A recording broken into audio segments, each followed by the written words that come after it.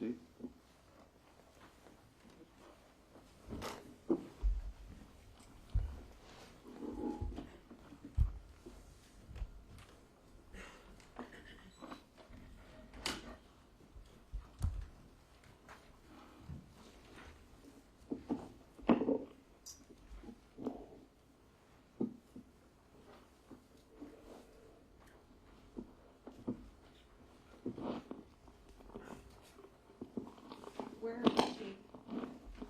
Viu onde ela está? O que aconteceu com ela?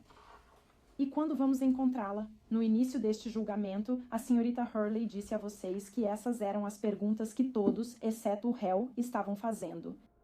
Agora vocês sabem exatamente por que ele não fazia essas perguntas. Porque ele assassinou Soraya Hildebrand com um único tiro na cabeça, a uma distância intermediária, provavelmente entre 15 e 30 centímetros de distância. Depois de uma noite de bebedeira e ela o pegou traindo-a, ele atirou na cabeça dela e depois friamente descartou o corpo dela em um bueiro. Ele perpetuou uma mentira dizendo que ela estava desaparecida e mentiu para todas as pessoas com quem falou sobre a morte de Soraya. E ele mentiu para você ontem. Mas o réu não conseguiu enganar a polícia e também não vai conseguir enganar vocês, porque ele sabia o que estava fazendo naquela noite e ele se lembra do que aconteceu. A amnésia seletiva é a forma covarde de fugir de uma verdade difícil. Ele agiu de forma impulsiva e bêbada, sem dúvida, mas agiu de forma intencional. Por isso, ele é culpado de assassinato em primeiro grau. Vou começar falando sobre a lei, depois vamos conversar sobre as provas que sustentam os elementos de cada crime acusado. E por fim, vamos concluir discutindo algumas das defesas e por que a história do réu é absolutamente absurda. À luz do que vocês sabem sobre como o mundo funciona e à luz das provas apresentadas. Então vamos começar com a primeira acusação. E vocês podem consultar as instruções do júri enquanto passamos por isso, mas o Estado acusou homicídio em primeiro grau. E isso é assassinato intencional. Isso está definido na instrução 20. O réu tinha a intenção de causar a morte de outra pessoa, e ele causou a morte de outra pessoa. Esses são os elementos que o Estado deve provar. Assassinato em primeiro grau exige conduta intencional. Isso diferencia o assassinato em primeiro grau de crimes menores, como assassinato em segundo grau, homicídio culposo e por negligência. A instrução 29 define agir intencionalmente. Uma pessoa age intencionalmente em relação a um resultado descrito por uma disposição legal que define uma infração quando o objetivo consciente dessa pessoa é causar esse resultado. Quando causar intencionalmente certo resultado é elemento de uma infração, essa intenção não precisa ser o único objetivo da pessoa. Ele pode querer fazer outras coisas, contanto que tenha a intenção de praticar o ato que a matou. Uma coisa importante sobre essa definição, como você percebe, é que não há exigência de premeditação, e a intenção pode ser impulsiva. Assim como falamos na seleção do júri, você pode decidir fazer algo em um instante, desde que seja seu objetivo consciente quando estiver fazendo. Nós também vamos falar um pouco sobre intoxicação voluntária. Se você olhar para a instrução 29, verá que a intoxicação voluntária pode ser uma defesa para, ou não é uma defesa para um crime cometido com conhecimento, imprudência ou negligência criminosa. Está especificamente listado nas definições de agir com conhecimento, imprudência e negligência criminosa que isso absolutamente não é uma defesa para esses crimes. E, portanto, será uma determinação factual para o júri no que diz respeito ao homicídio em primeiro grau e à conduta intencional. Tipo, ele estava tão bêbado que não conseguia formar a intenção de matar. E é aí que você vai analisar todas as provas relacionadas ao caso e decidir que você não encobre um acidente, você encobre um crime. Ele sabia o que fazia e tinha a intenção disso. Essa é a definição de assassinato em primeiro grau e conduta intencional. Vou comentar sobre os crimes menos graves incluídos. A instrução número 25 explica como vocês devem analisar esses pontos. Vocês podem deliberar sobre eles na ordem que quiserem. Incluem-se homicídio doloso em segundo grau, homicídio culposo e homicídio por negligência criminosa nessa ordem. Vocês só votam sobre crimes menos graves se decidirem por unanimidade que ele não é culpado do mais grave. Todas vocês precisam concordar que ele não é culpado de homicídio em primeiro grau antes de considerar o homicídio em segundo grau. Deliberem sobre isso como quiserem, mas não preencham o formulário do veredito, nem votem até decidirem que ele não é culpado de homicídio em primeiro grau. As provas indicam que ele é culpado de homicídio em primeiro grau, mas é assim que devem pensar e sentir sobre isso processualmente. Vamos discutir rapidamente esses crimes menores. Homicídio em segundo grau tem duas teorias. Uma, a ré pretendia causar lesão física grave e causou a morte. Esse é outro crime intencional. Ou a ré sabia que sua conduta era praticamente certa de causar a morte ou lesão física grave e causou a morte. Esse é um crime doloso. Vocês não precisam concordar sobre qual teoria ele seguiu para considerá-lo culpado de homicídio em segundo grau. Metade de vocês pode achar que ele queria causar grave lesão e a matou. Metade de vocês pode achar que ele sabia que sua conduta tinha virtual certeza de causar morte ou grave lesão física e o matou, desde que todos concordem que foi homicídio em segundo grau. Vocês só chegam a esse ponto se todos concordarem que ele é inocente de homicídio em primeiro grau. Depois, há outras duas acusações menores abaixo. Se todas decidirem que ele não é culpado de homicídio em primeiro ou segundo grau, passem para homicídio culposo, que é causar morte por imprudência. Vocês então tratam do homicídio por negligência criminosa, que ocorre ao causar a morte de alguém por esse motivo. O Estado volta a afirmar que é homicídio em primeiro grau. É assim que você analisa esses crimes menores. Vou falar sobre homicídio em segundo grau, que é a segunda acusação. As instruções anteriores tratam da primeira imputação, homicídio em primeiro grau. A próxima acusação é o que chamamos de homicídio por extrema indiferença ou homicídio em segundo grau. É mais uma teoria distinta de homicídio em segundo grau. E isso é satisfeito se a conduta do réu causou a morte de outra pessoa. A ré agiu conscientemente dessa forma, e a conduta foi realizada em circunstâncias que demonstram uma extrema indiferença pelo valor da vida humana. Indiferença extrema é imprudência extrema. Mais uma vez, a instrução 29 define para vocês o que é agir conscientemente e de forma imprudente. Intoxicação voluntária não é uma defesa para nenhum desses estados mentais. Você precisa se perguntar, o que é indiferença extrema?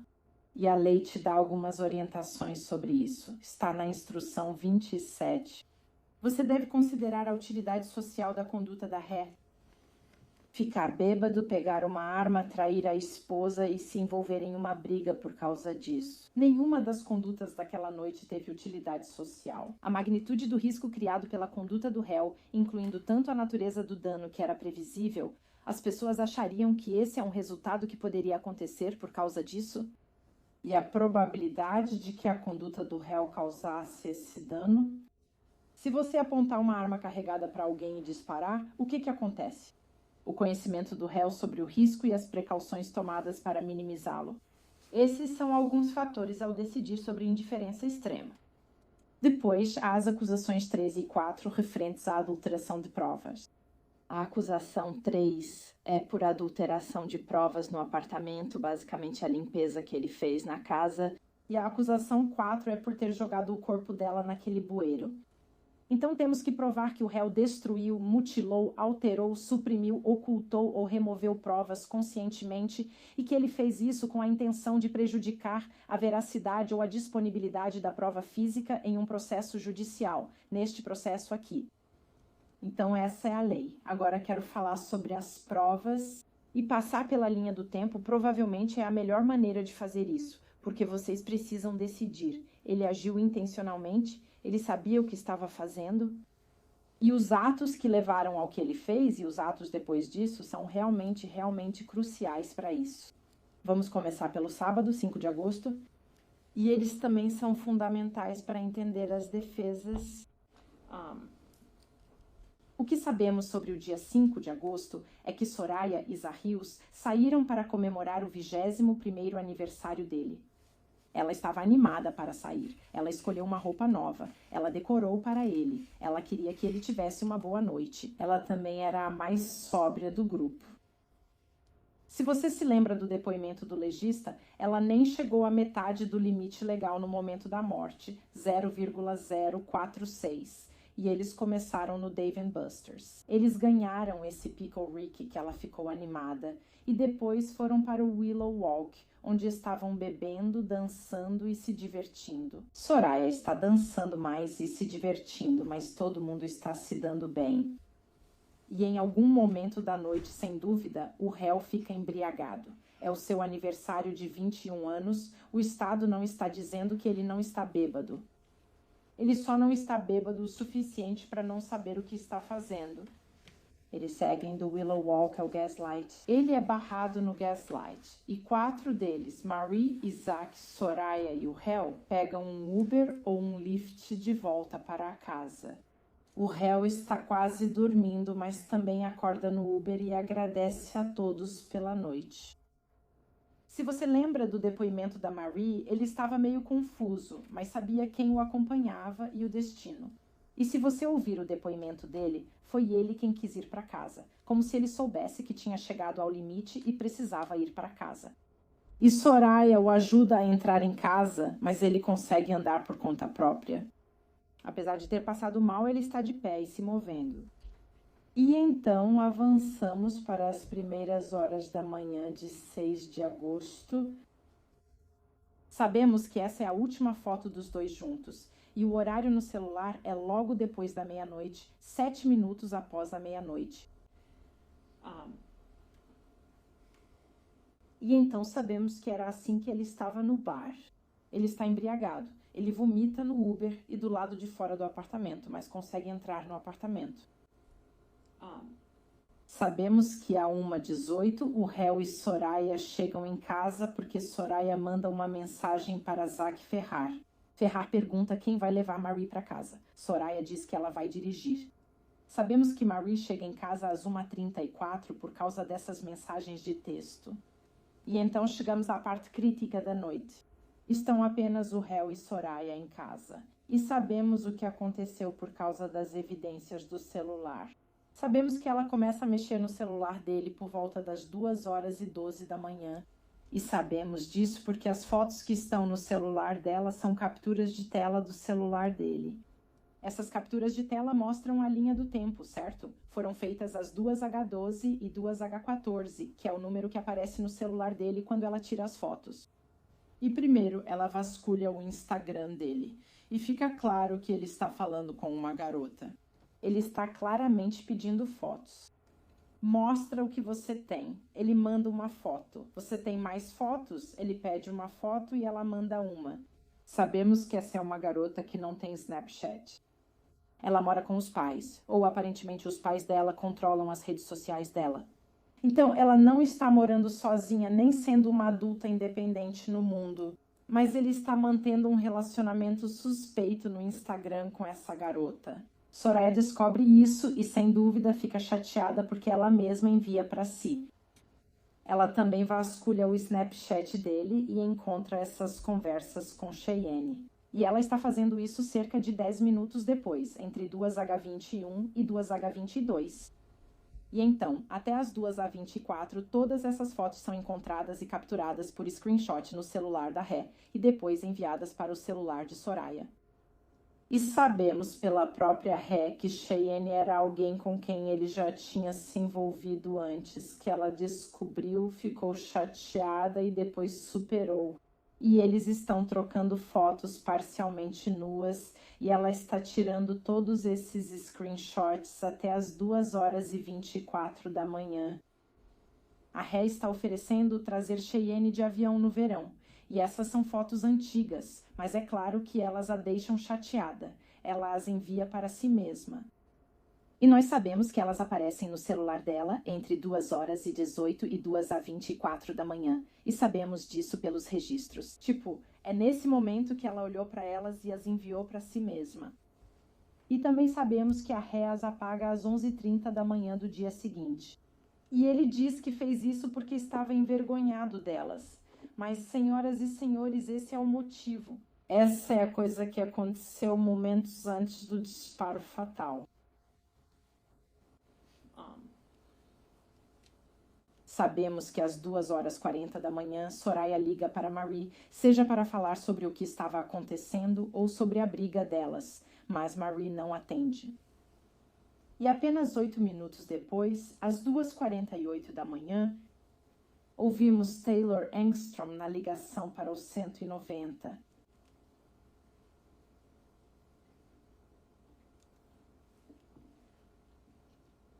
Meu som está ligado?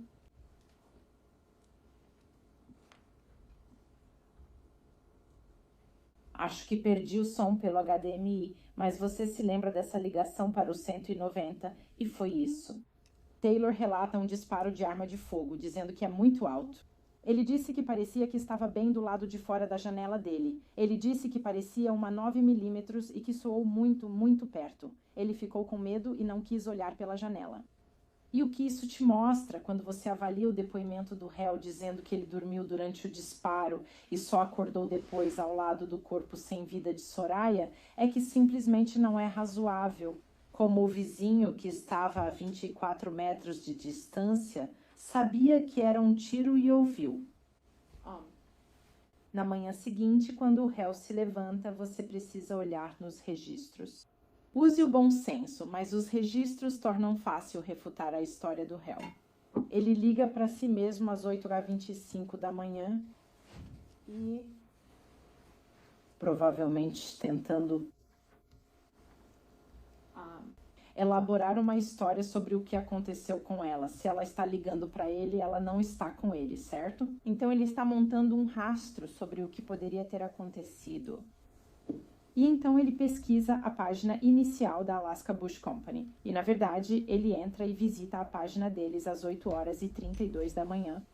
E a explicação dele para isso, a princípio, foi que ele simplesmente não sabia. E em algum momento, durante o interrogatório feito pela própria defesa, ele disse que, estava vendo pornografia depois porque era nisso que ele encontrava conforto. Não podemos entrar na mente dele.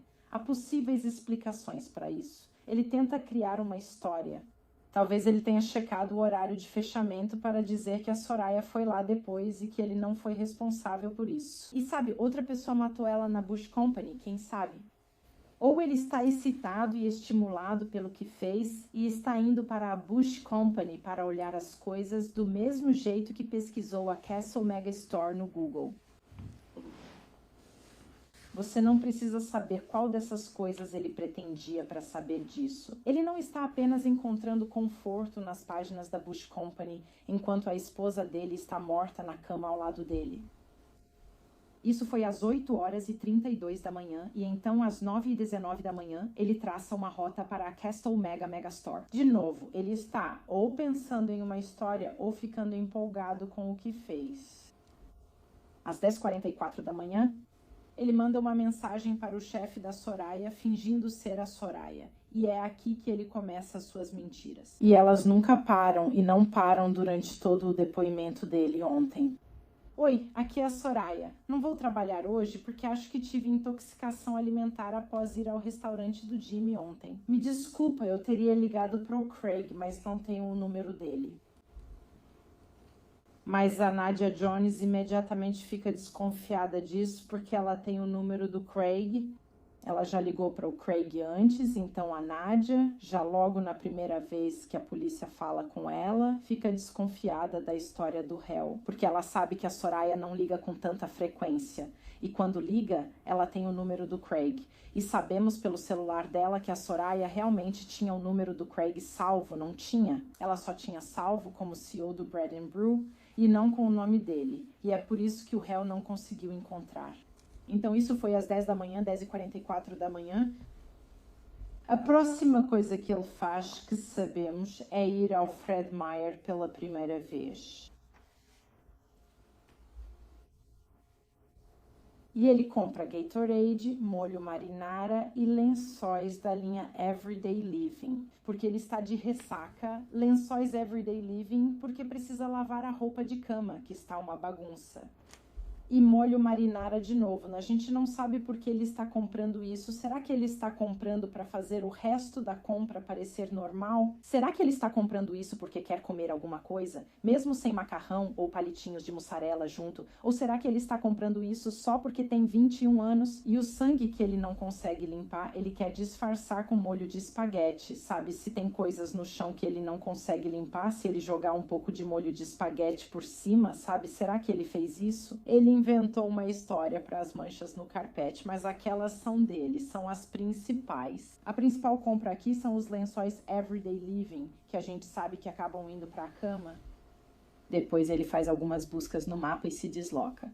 Barbearia do Rony. Ele te contou, aparentemente ele estava justamente pensando em como precisava cortar o cabelo. Ele foi ao Waldron Pond e foi ao Parque Bancroft.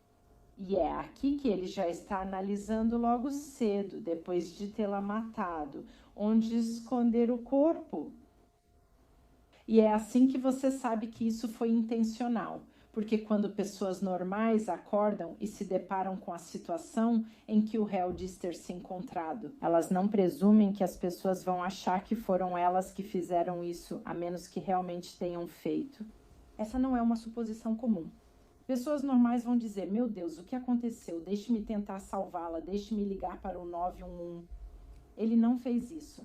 Ele está tomando todas essas medidas para limpar e às 2 horas da tarde já está procurando e encontrando o lugar onde vai descartar o corpo dela.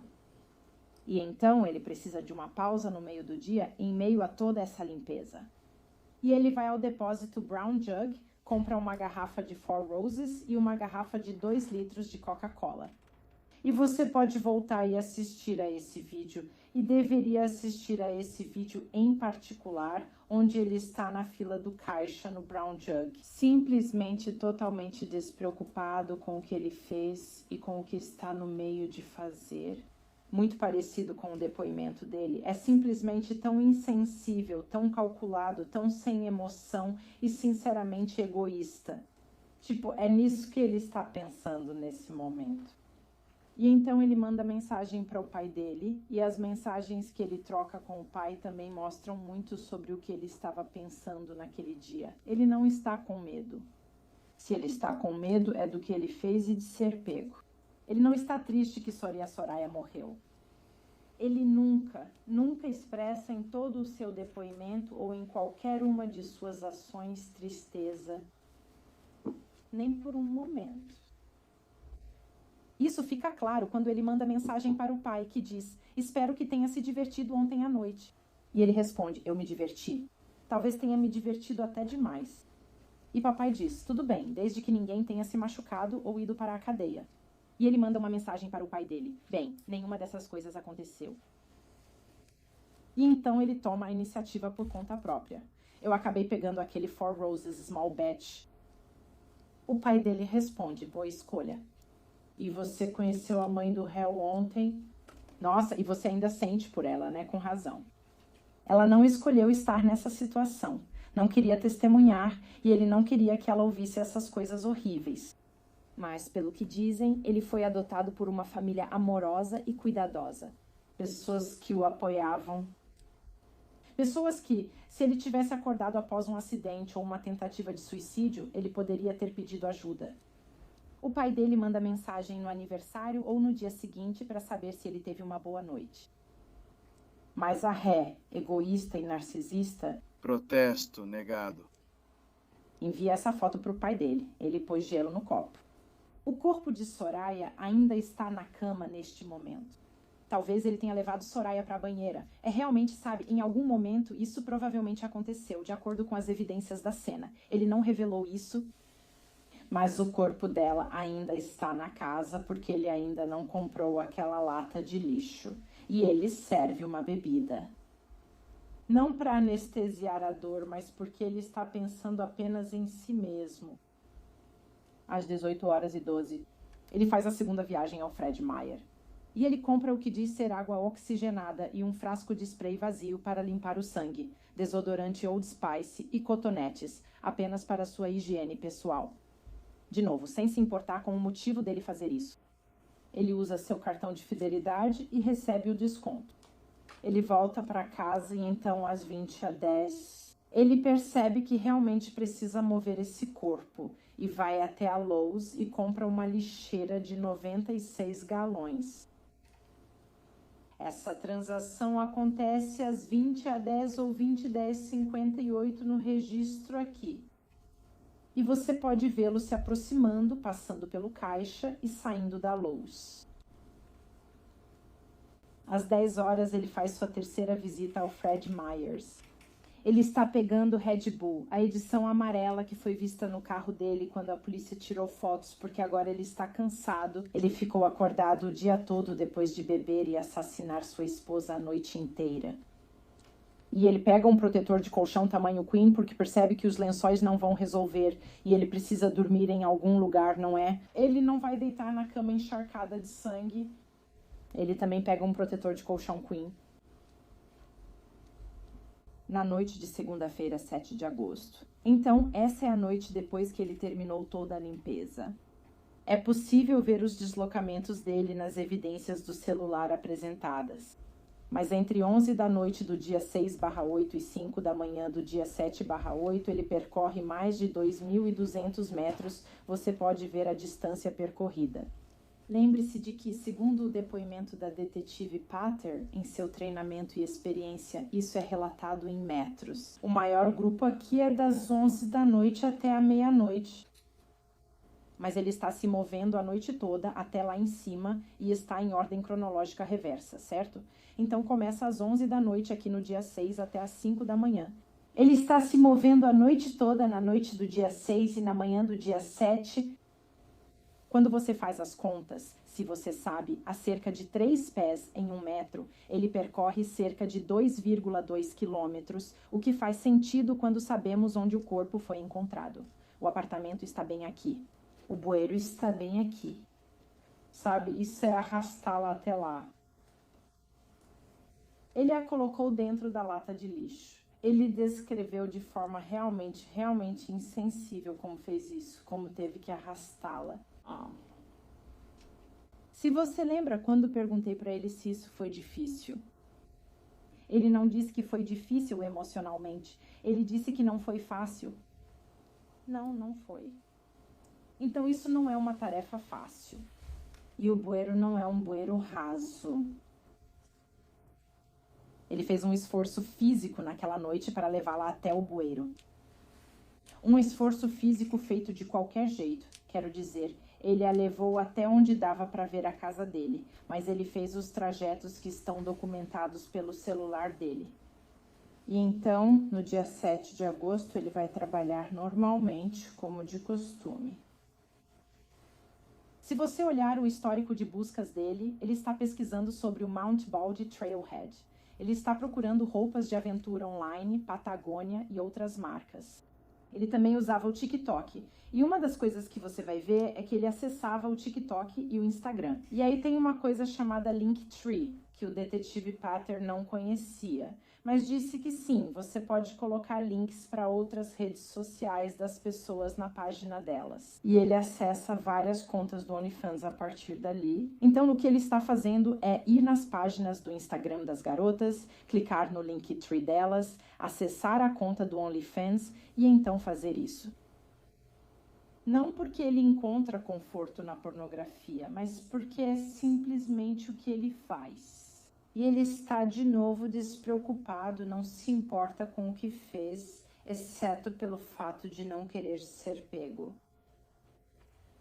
Mas ele sabe que as pessoas vão começar a fazer perguntas, né? Na verdade, o dia todo, Marie, ontem, no domingo, Marie ficou fazendo perguntas, vendo se eles queriam sair para um brunch, etc. E ele respondeu positivamente para ela. Bem, a melhor amiga dela não vai simplesmente desaparecer. Ele precisa contar para ela que ela não voltou para casa ou contar a história para ela.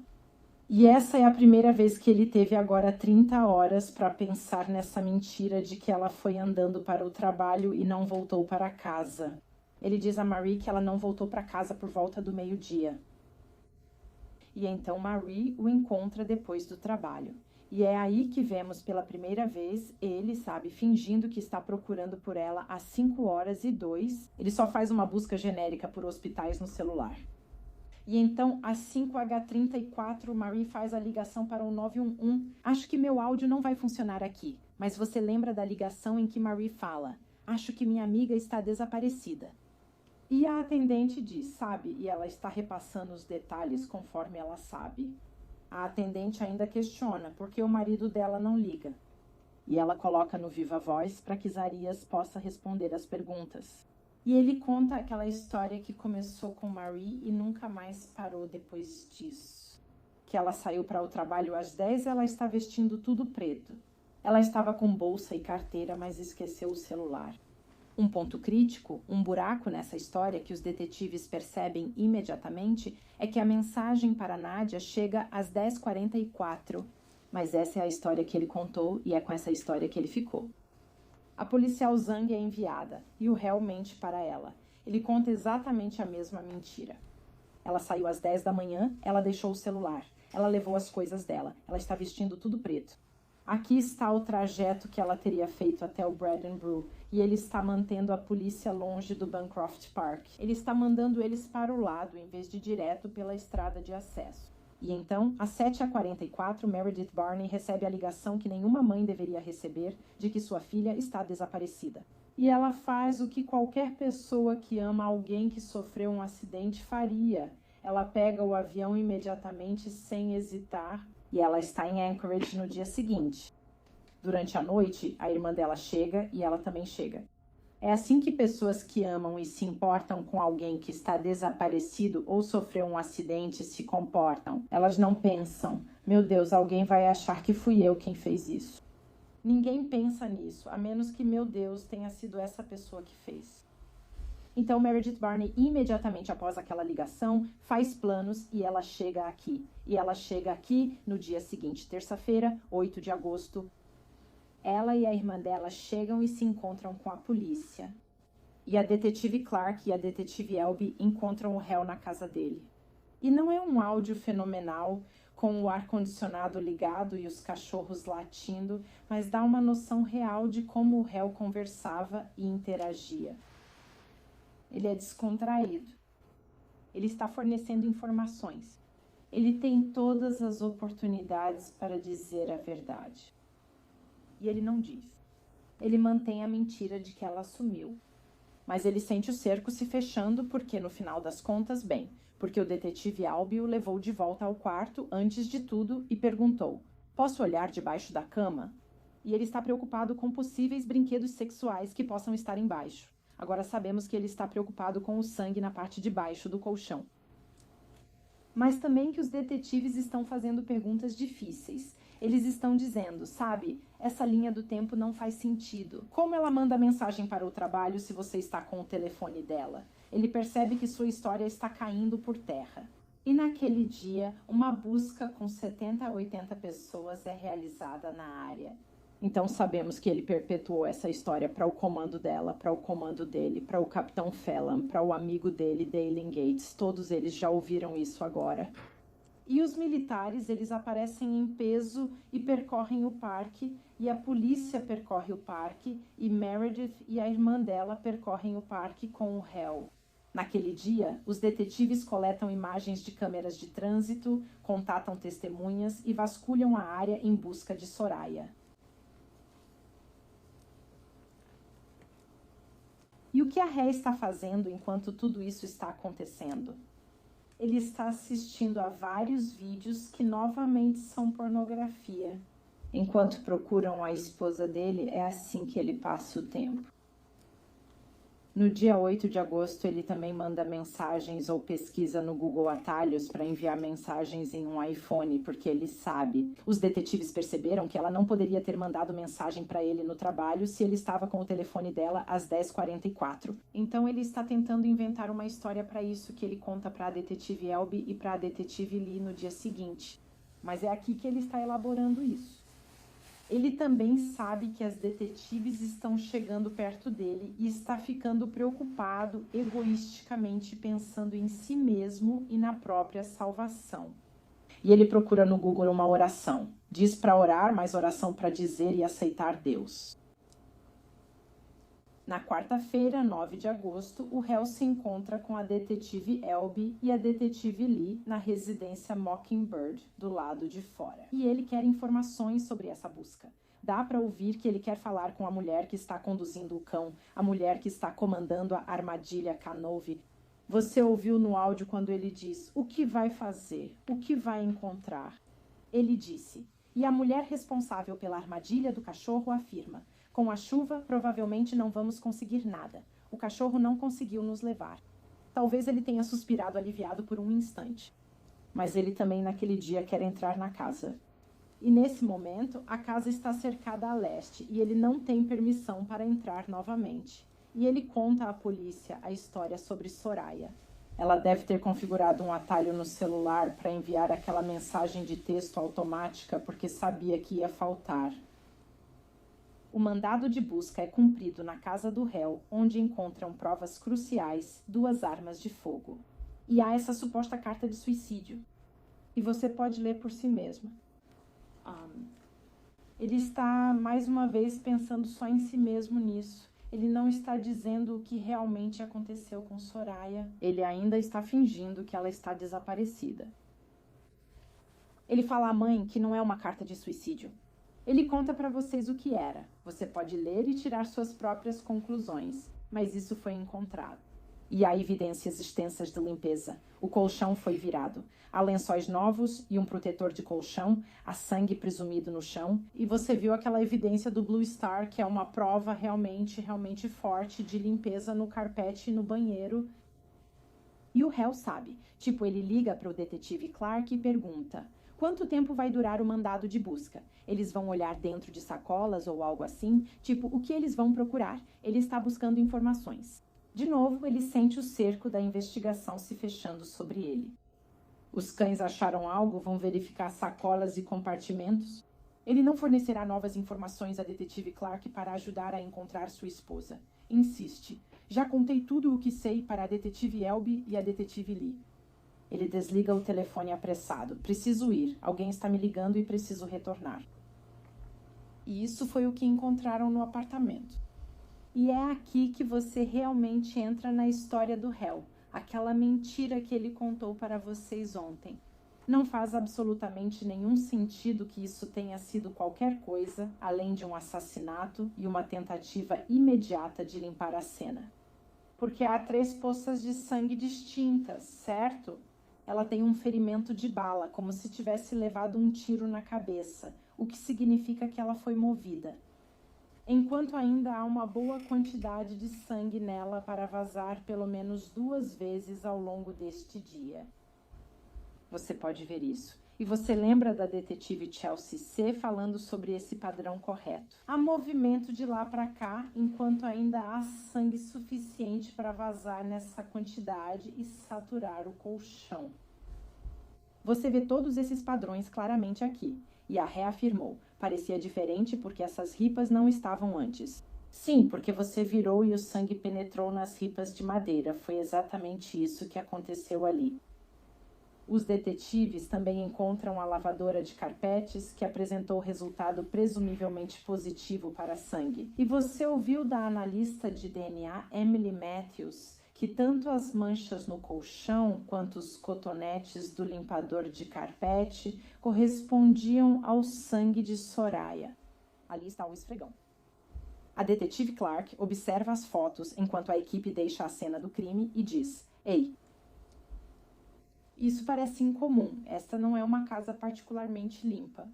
Por que tem um balde de esfregão ali? Acho que pode ser da Lowe's. Ela pesquisa no Google e acha o balde à venda na Lowe's. E o detetive Lee já está na Lowe's pegando informações sobre a lixeira. E ele vai e descobre que aquele balde de esfregão realmente é vendido lá. E agora eu vou diminuir as luzes. Ou melhor, eu quero falar sobre isso. Evidência de Blue Star. Você tem o corredor entre o quarto e o banheiro e evidências de sangue ou de limpeza ali no chão. E aí você tem a banheira. E você já viu essa casa, né? Ela não está impecável. No segundo quarto, sinceramente, deixaram os cachorros destruírem tudo. A cozinha está cheia de louça na pia. As bancadas não foram limpas. Mas essa banheira está impecável. E há todas essas evidências de sangue presumido ou de limpeza na banheira e no chão bem na frente da banheira e na pia. E é aqui que a história do réu, podemos voltar com isso, por favor, senhora secretária. É aqui que a história do réu, sobre o que ele fez naquele dia quando estava limpando ela, começa a desmoronar. Como se ela estivesse se mexendo. Havia sangue naquele banheiro, sem dúvida. Ou uma limpeza substancial, e você tem que se perguntar por quê. A outra coisa que os detetives encontram na residência é esta arma. Isso acaba sendo, após os testes balísticos, a arma do crime. E há muitas perguntas sobre a análise de DNA e por que não encontramos DNA nisso. E algumas coisas para lembrar sobre essa arma. Claramente o réu a possui. Está com ela na mão após o assassinato. O DNA dele vai estar nela, independentemente de conseguirem ou não obtê-lo, se eles não conseguirem extrair DNA dessa arma. Também sabemos que Dale e Gates disseram que ele manuseou a arma depois. E isso também é interessante, né? Tipo, o réu, o amigo dele, está se oferecendo para sair e procurar com ele e eles vão levar armas, só por precaução. E o réu pergunta ao Sr. Gates, por que não leva esta? E faz o amigo dele manusear essa arma.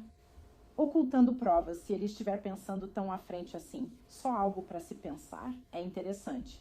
Mas a arma do crime é a arma que ele colocaria na mão do amigo depois. Esse é o prova de número 6, de 26. E a polícia também encontra essa nota de suicídio aqui que diz: estou escrevendo isso caso o que está acontecendo com minha esposa se torne demais para eu aguentar. Eu sempre disse, desde que nos conhecemos, que eu não conseguiria viver sem ela. E quero que, por favor, quem encontrar este bilhete, cuide dos meus cachorros. Quero que isto seja prioridade para todos os meus familiares e entes queridos. Me desculpem por não ter sido mentalmente forte o suficiente para aguentar o peso do que está acontecendo. O que está acontecendo é que ele assassinou a esposa dele. Não que ela esteja desaparecida, não que ela tenha sofrido um acidente. Eu amava Soraya, mas infelizmente me preparei para o pior. Por favor, se a Soraya for encontrada viva ou morta, garantam que sejamos sepultados lado a lado. E por fim, para Soraya, se você estiver viva. Isso é tão estranho. Ele está escrevendo esse bilhete sabendo que ela está morta. Isso é uma dissonância cognitiva real, né? Tipo, se separar daquilo que você fez. Você tem nos contado mentiras há dias. Você perpetuou isso no tribunal porque é assim que você lida com isso, né? Tipo, se você está morto ou vivo, a gente é enterrado um ao lado do outro. Finalmente, para Soraya, se você estiver viva e receber essa notícia, te vejo na próxima vida, meu docinho. Eu te amo mais que tudo. Uma suposta carta de suicídio, onde ele afirma à mãe que não é uma carta de suicídio. Está claro que ele está contemplando, sabe, acabar com a própria vida por causa do peso da culpa do que ele fez. Não é o peso de tê-la encontrado morta. Ele nunca disse que está arrasado de tristeza por causa dela. Ontem, perguntaram a ele 15 vezes como ele estava se sentindo. Ele nunca disse. Triste. Ele nunca disse que estava arrasado de tristeza. Ele nunca disse que estava de luto. Perguntaram à mãe dele se desde então ele já disse sentir falta da Soraya durante suas conversas. Não. Ele está pensando em se matar por causa do peso da culpa do que fez. Ele não quer ir para a cadeia. Ele não quer ser pego. Ele cometeu assassinato. Ele não quer ficar sob protocolo de suicídio na cadeia, pois é difícil e envolve isolamento. Por isso diz ao pessoal da cadeia e à mãe que isso não é um bilhete de suicídio. Vocês podem tirar suas próprias conclusões sobre isso. O Estado sugere que isso indica uma certa dissonância cognitiva. Alguém tentando fazer as pazes com o que fez porque é horrível demais para se pensar. Ele também deixa um bilhete aos envolvidos, no caso pedindo desculpas por não ter fornecido melhores informações. E espero que minha esposa apareça. Mas estou te dizendo agora que não faço ideia do que pode ter acontecido com Soraya. E eu realmente posso afirmar isso. Quando perguntei a ele ontem, e é aqui que realmente suas deliberações param, eu disse, você não sabe que não puxou o gatilho, sabe? Ele disse que não sabia. Então, toda essa declaração inicial e as perguntas sobre se foi suicídio ou um acidente, isso não é real. Não há evidências de que isso foi suicídio. Não há evidências de que isso foi um acidente. E ele sabe disso. E já sabia disso quando depois. Chegamos à quinta-feira, 10 de agosto. Os detetives sabem que o corpo dela não vai estar longe. Tem sangue debaixo do colchão, mas eles ainda não encontraram e você não pode. É muito difícil acusar alguém de assassinato quando você não tem certeza de que a pessoa está morta. Você precisa de um corpo. Então ele está sendo vigiado pelo pessoal da base. Alguém está fazendo contato com ele a cada 2 horas. A polícia está trabalhando duro. Precisamos encontrá-la. Sabemos que ele comprou uma lixeira na Lowe's e, vejam só, a One Landscaping encontra essa lixeira. O homem estava a poucos passos do bueiro. E essa lixeira é analisada por uma equipe de perícia criminal muito experiente e competente. E eles encontram 2 pedaços de material orgânico que enviam para o laboratório criminal. Todo mundo chama de material orgânico. Não sei por que estamos discutindo esse termo. Parece pele descamada, mas não existe um teste para isso. Mas é material orgânico, não é papel. Não são lenços de Clorox. E o que tem nele é o sangue da Soraya. 2 pedaços de material orgânico e o que parece ser sangue no fundo disso. E então, logo depois que terminam de processar isso, no dia 10, a detetive Tchaikovsky está em campo. Eles voaram com os drones o dia todo. Estão procurando por ela. Não conseguem encontrá-la. E ele está parado a poucos metros daquele bueiro. E ele diz para a policial Miller: "Posso pegar sua lanterna?", presumindo que alguém já tenha olhado lá antes. E eles encontram o corpo de Soraya descartado da forma mais cruel possível. Ela foi jogada a 5 metros de profundidade. Ele não a colocou naquela boca de lobo. Não houve nada de carinho nisso. Ele a colocou em uma lata de lixo, levantou-a por cima daquela boca de lobo e a jogou a 5 metros de profundidade para encobrir o que fez. E os detetives encontram isso. Eles encontram. É a mão sagrada preguiçosa. Tão perto do apartamento, tão perto do apartamento. E agora ele terminou. E os detetives o levam sob custódia e coletam seu DNA e suas impressões digitais. E ele é acusado de assassinato. E vocês vão avaliar as provas e vão decidir que ele cometeu assassinato intencional. As provas que vocês precisam avaliar, eu vou dividir em algumas categorias. A primeira que vocês têm é a prova testemunhal. Vocês têm Soraya e os amigos do réu, os colegas de trabalho dela e a mãe dela. E o que sabemos de todas essas provas testemunhais é que ela era uma pessoa positiva. Ela estava feliz quando saiu naquela noite. Eles não tinham mais problemas conjugais que o habitual. Ela já tinha achado mensagens para outra garota e superado. E não tinha acontecido nada naquele verão.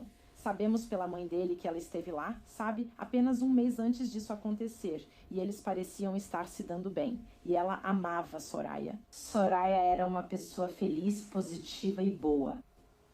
Ela estava planejando o futuro dela. Ela estava matriculada na escola. Ela queria seguir carreira na medicina.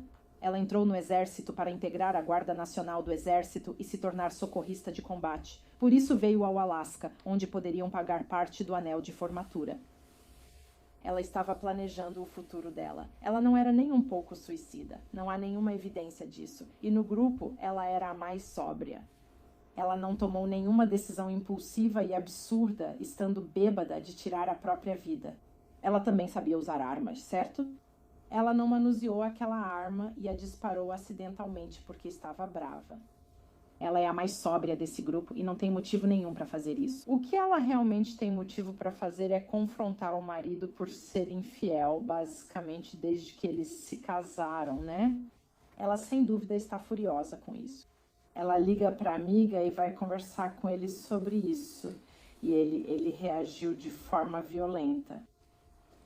Mas sabemos que o réu estava embriagado por esse depoimento, mas ele não estava completamente fora de si. Ele sabe que é ele quem quer ir para casa.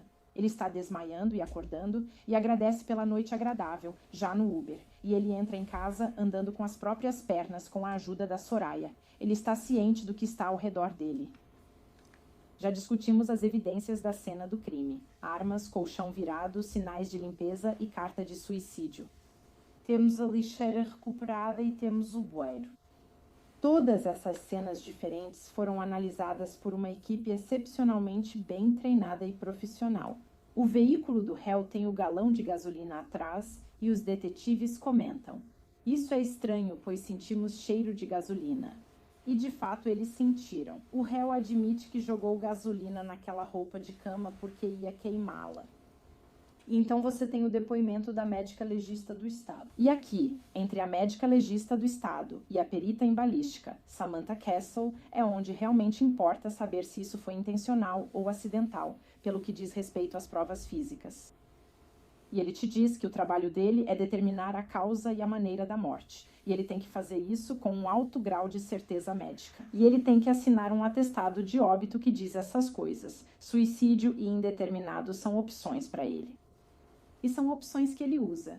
E ele decidiu, com sua experiência médica, depois de fazer uma autópsia completa no corpo de Soraya, que a causa da morte dela foi um único ferimento penetrante de bala na testa esquerda. E essa posição na testa esquerda se torna realmente crucial quando falamos sobre intencionalidade. E a forma de morte que ele atesta é homicídio. Ele assinou com seu CRM depois disso, dizendo que foi um homicídio, e isso significa que foi pelas mãos de outra pessoa. E ele fez isso porque é um ferimento de bala de alcance intermediário, não é um ferimento de contato. E o detetive Clark disse para vocês que já atendeu a centenas de suicídios e nunca viu um suicídio que não fosse um ferimento de contato. E um ferimento de contato parece muito diferente. Ele tem um padrão bem distinto de queimadura e fuligem bem ao redor do tiro. E é horrível e terrível de olhar e pensar, mas isso não é um ferimento de contato e nem um ferimento de quase contato. É um disparo a distância intermediária. Ela tem um padrão de tatuagem, que são aquelas partículas queimadas de pólvora do lado esquerdo da cabeça dela, que se estendem por 9 centímetros. Então ele disse que suicídio é improvável e ele certificou a morte como homicídio. E eu quero olhar para aquela fotografia de novo, só para você ver. Não há evidências de uma ferida de contato ali.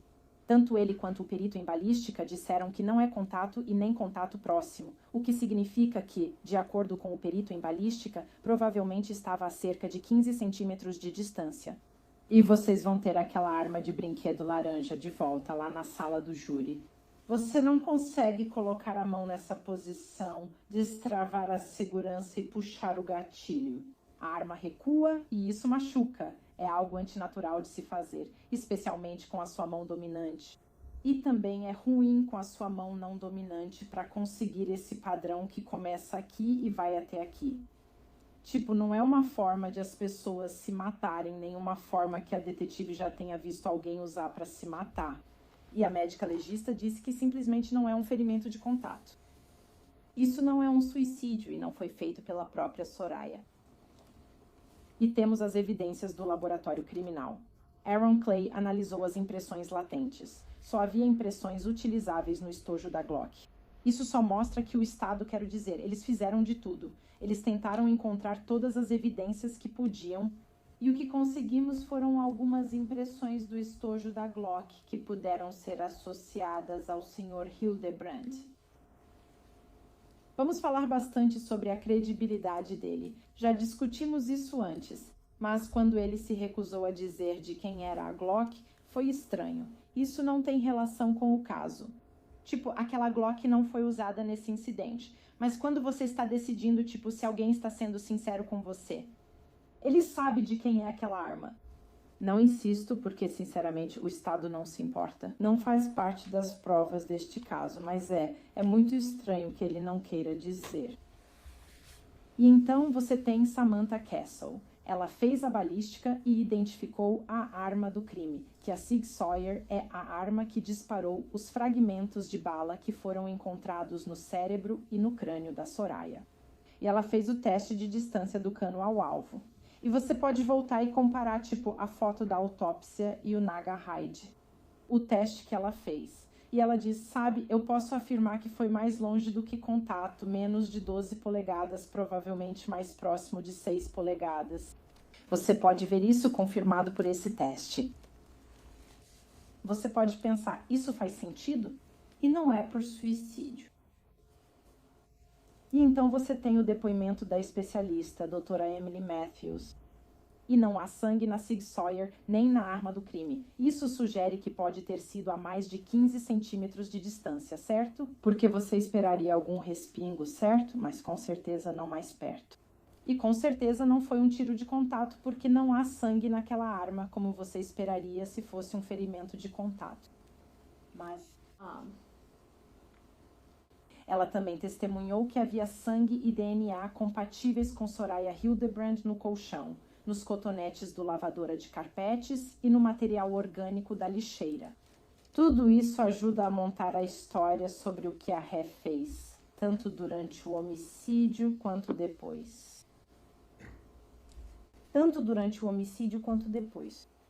E é sobre isso que queremos falar quando falamos sobre intenção e motivo. Vocês têm uma instrução do júri sobre impacto civil, que é a instrução número 31, e ela diz que o motivo não é um elemento do crime acusado ou de qualquer um dos crimes acusados. No entanto, a presença de motivo pode tender a estabelecer culpa. A falta de motivo pode indicar inocência. Assim, considerem sua presença ou ausência como acharem adequado como evidência. Senhoras e senhores, o Estado afirma que aqueles registros do Snapchat com Cheyenne, de quem Soraya já sabia antes, mas as mensagens do Instagram com outra pessoa que parece ser mais jovem são certamente evidências de motivo. A ré estava trocando mensagens com duas mulheres diferentes, pedindo para trocar fotos íntimas, e ela pegou ele. Ela decidiu terminar tudo com ele. E foi por isso que ele a matou. Nós não precisamos provar um motivo, mas isso ajuda. Isso ajuda você a decidir naquele momento em que ele puxou o gatilho, se ele realmente quis fazer aquilo. Então, o motivo é um indicativo de conduta intencional. Ela descobriu que ele estava traindo. Ela tentou ligar para ele, certo? Ela o confrontou e 8 minutos depois ela estava morta. E sabemos pelo legista que o ferimento de bala teria matado ela instantaneamente. Assim sabemos que ele a move pela cama enquanto ela ainda sangra, pois ela mesma não se move. Esse ferimento teria matado ela instantaneamente. Eu já falei um pouco sobre isso, mas nós precisamos enfrentar a intoxicação voluntária. E a instrução 29 apresenta todos os estados mentais para vocês. A intoxicação voluntária não é uma defesa. Não é defesa para homicídio doloso de segundo grau, culposo ou por negligência criminosa, cometidos de forma consciente, imprudente ou negligente. Simplesmente não é. Pode ser uma defesa para homicídio doloso de primeiro grau, se concluir que ele estava tão bêbado que não podia formar intenção. Pode ser usado em tribunal para negar um elemento de infração que exija que o réu tenha agido intencionalmente. Então, ele estava tão intoxicado que não conseguiu formar a intenção de matar? Com certeza não. Ele respondia aos amigos no Uber. Ele estava orientado quanto ao tempo, lugar e pessoas. Ele tinha um motivo para matar. Soraya flagrou ele traindo instantes antes do tiro fatal. E a amnésia seletiva, como eu já disse antes, é o jeito covarde de lidar com verdades desconfortáveis. As coisas que ele escolheu lembrar e esquecer são preocupantes, né? Ele não lembra onde achou a arma ou se a limpou, mas já está de pé no telefone e sabe que ela está morta pela manhã. Tipo, o que ele escolhe lembrar e esquecer tem mais a ver com conveniência e dificuldade, não com a verdade. As ações dele depois são evidências da intenção que ele tinha na hora. Ninguém que acorda e encontra o parceiro morto pensa: meu Deus, as pessoas vão presumir que fui eu, a menos que meu Deus tenha sido você mesma. Pessoas normais acordariam, chorariam e ajudariam. Uma pessoa razoável acordaria e ligaria para o 911. Uma pessoa razoável ficaria triste e arrasada.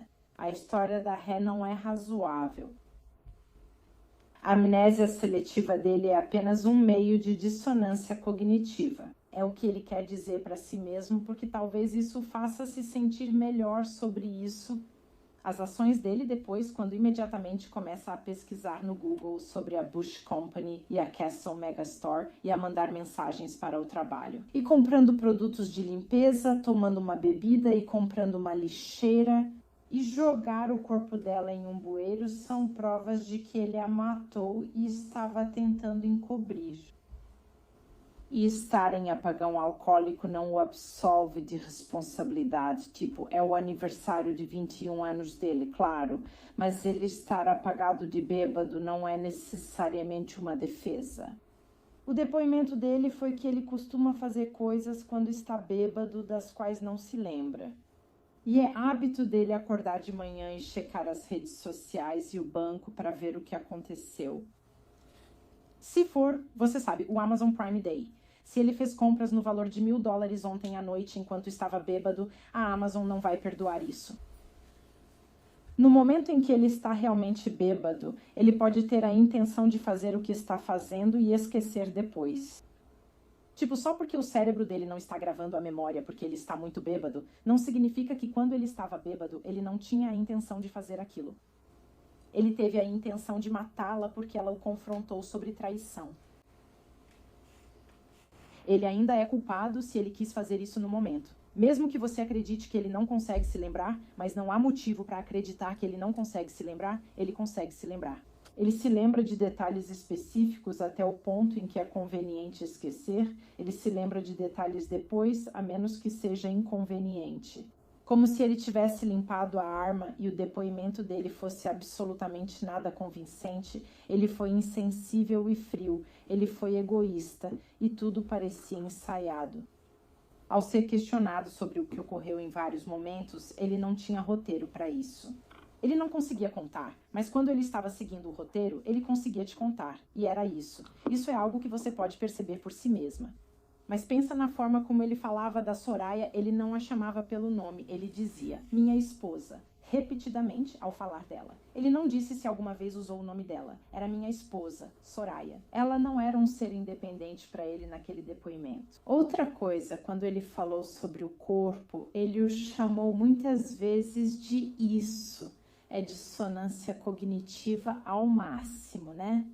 Era tudo sobre o que você está sentindo. Eu estou sentindo culpa, estou sentindo medo. Nunca foi sobre a vida que ele tirou e a vida que ela deixou de ter por causa dele. Foi incrivelmente egoísta e narcisista. E a instrução acho que é a número 10, fala sobre a credibilidade das testemunhas e vale a pena dar uma olhada. Só estou dizendo isso porque são coisas que normalmente os jurados consideram quando estão avaliando se alguém é uma testemunha confiável. E ela te diz várias coisas que você deve avaliar. A atitude, o comportamento, a aparência no tribunal e a forma como a pessoa testemunha. Você pode considerar a atitude, a aparência, o comportamento no tribunal e a forma como ele testemunhou. Você pode considerar o número 4, a precisão da memória dele, qualquer motivo que ele tenha para não dizer a verdade e a consistência do depoimento dele. Número 10. E se isso é apoiado ou contradito por outras provas? E todas essas coisas vão levar vocês a acreditar que a defesa é irracional e que ele é culpado de assassinato em primeiro grau. Objeção. No geral, ninguém encobre um suicídio. A defesa é irracional. Ninguém encobre um acidente. As pessoas prestam socorro e chamam a polícia. Pessoas culpadas encobrem um crime. E o réu disse para a mãe dele que viria aqui e usaria o charme dele em vocês. Faria o que ele fez a vida toda. E você ouviu ela dizer, faça com que sintam pena de você. E ele disse, é o que eu fiz a minha vida toda. Senhoras e senhores, não deixem que ele os manipule. Ele sabe exatamente o que fez. Isso foi intencional, Laura. você acha que você teria uma boa chance se fosse a julgamento? Não. Dar um testemunho, contar, e você sabe, se eu me envolvesse, não quero dizer qual era a minha paixão. Sim, eu sei o que você quer dizer. Convencer o júri, sim. Sentir. Sinto por você, eu... Sei, acho que toda a minha família Não sei se consigo fazer isso, então eu... Claro, de quem pode criar um problema com isso. Senhoras e senhores, isso não foi suicídio, não foi um acidente. Foi um assassinato intencional. Foi assassinato em primeiro grau. Também foi extremamente imprudente. Assassinato conforme acusado na segunda acusação. Assassinato em segundo grau. Vocês podem votar nisso separadamente da primeira acusação. Ele claramente adulterou as provas. O Estado afirma que depois que vocês deliberarem e analisarem todas as provas diante de vocês, vão considerá-lo culpado de todas as 3 ou 4 acusações. Obrigada. Obrigado.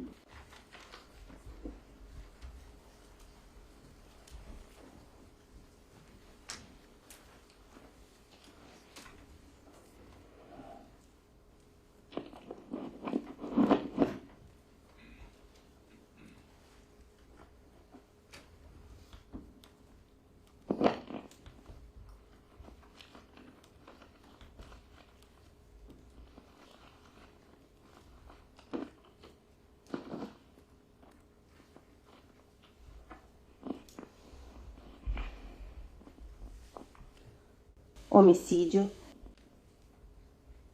suicídio ou acidente. As evidências neste caso mostraram que essas são as 3 formas plausíveis de morte que poderiam explicar como a senhorita Soraya Hildebrand faleceu. Homicídio, suicídio e acidente. No início deste caso, eu disse a vocês. Este caso envolve a tragédia de uma jovem que perdeu a vida em um acidente e a história de um jovem assustado.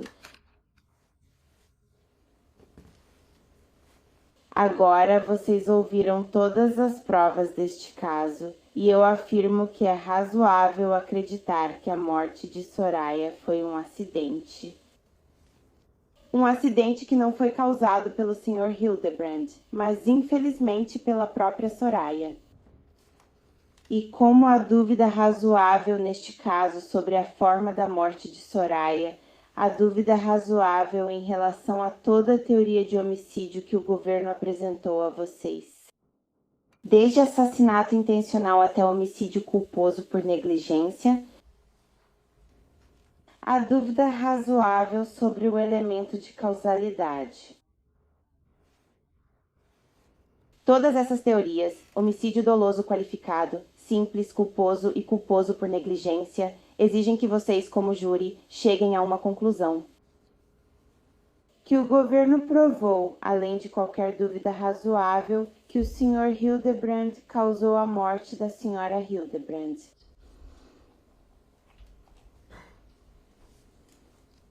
E eu afirmo para vocês que há dúvida sobre a causa porque há dúvida sobre a forma como ocorreu. O que é dúvida razoável? Uma dúvida razoável é baseada na razão e no senso comum. Mas há momentos em que o senso comum é traído pelo trauma, levando a escolhas que, em retrospecto, são objetivamente erradas. Isso faz parte da experiência humana. E vocês viram isso nesse caso. Quais outras experiências humanas você viu serem demonstradas ao longo deste caso? Vamos falar um pouco sobre mentir. Você viu várias mentiras neste caso. Você viu a Marie, por exemplo, admitir que mentiu para o Sr. Rice. E a motivação da Marie para mentir naquela ocasião foi porque ela queria conseguir informações. Quem mais vimos mentir? Vimos o detetive Clark admitir que ele mente com base em seu treinamento e experiência durante o curso desta investigação. E o motivo pelo qual o detetive Clark mentiu foi para tentar conseguir informações de forma eficiente.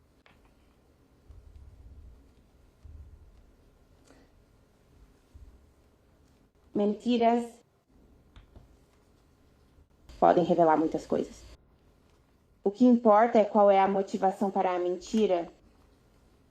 A promotoria quer que você acredite que uma mentira deve ser evidência de culpa. Eu afirmo para vocês que mentiras podem significar muitas coisas e nem sempre significam culpa. Ninguém aqui acha que Marie é culpada de um crime, mesmo que ela tenha contado uma mentira para conseguir informações. Ninguém acredita que o detetive Clark cometeu um crime, mesmo sabendo que mentiu para conseguir informações. E eu afirmo para vocês que o simples fato de o Sr. Hildebrand ter mentido não significa que ele seja culpado. O que vocês precisam analisar é a motivação por trás da mentira. E é sobre isso que se trata este caso, o medo.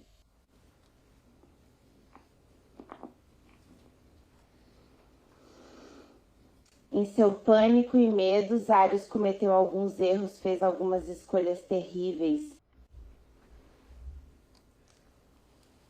Mas essas escolhas e erros não devem ser vistos como evidência de que Zarius matou sua esposa. Eles devem ser vistos como evidência do que realmente são, evidência de medo.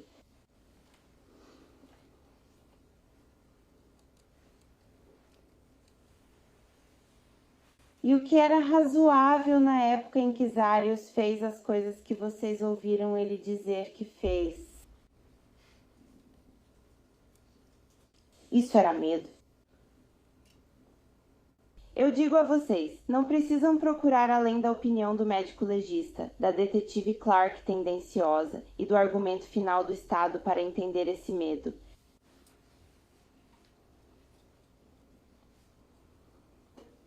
Medo. Por que o medo de Zarius era justificável? Do que ele tinha medo? Ele tinha medo de ser acusado. Quando ele acordou, ele não sabia o que tinha acontecido na noite anterior. A acusação quer que você olhe para uma linha do tempo e quer que você acredite que o Sr. Hildebrand estava imediatamente olhando materiais pornográficos depois que encontrou sua esposa falecida. Ouça novamente o que Hildebrand realmente disse. Quando o Sr. Hildebrand acordou, ele procurou pelo celular. Você não conseguiu encontrar. Mas o celular da Soraya estava lá. O Sr. Hildebrand saiu da cama, usou o celular da Soraya para ligar para o próprio celular. Ligou 2 vezes. E essas ligações não foram atendidas. Eu afirmo para vocês que é razoável uma pessoa ligar para si mesma quando não consegue encontrar o próprio celular. E então, o que acontece? O Sr. Hildebrand não consegue se lembrar do que aconteceu na noite anterior. Então ele vai e olha no celular dele. Ele não consegue se lembrar de tudo o que viu porque isso aconteceu há quase 3 anos. Porque ele ainda estava bêbado quando acordou e porque o que aconteceria em seguida foi uma experiência traumática. E eu peço a vocês, usem a razão e o bom senso aqui. O trauma afeta cada pessoa de forma única. O trauma afeta as memórias. O trauma prejudica nossa memória e percepção. A acusação quer chamar Zarius de covarde porque ele não consegue se lembrar de tudo perfeitamente. Eu afirmo para vocês que isso só demonstra o viés do governo neste caso. Sr. Hildebrand olha o celular. É provável que, nesse processo, ele tenha acessado o site da Bush Company antes de encontrar Soraya. O que mais ele encontra quando olha o celular? Ele encontra os Snapchats. E ele sabe.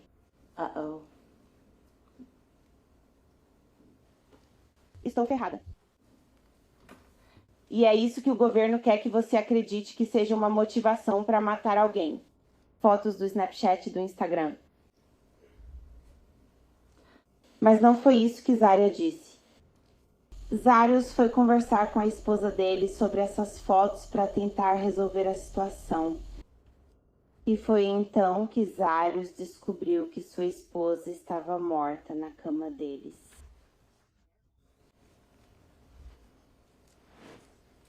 Foi aí que o pânico e o medo tomaram conta dele. O que ele fez primeiro? Verificou o pulso dela. Se ele a matou na noite anterior, por que checaria seu pulso?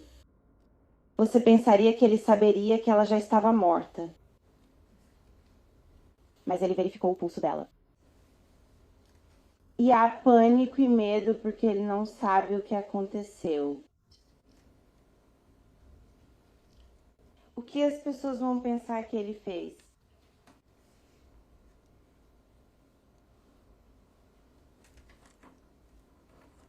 Esse era um medo razoável.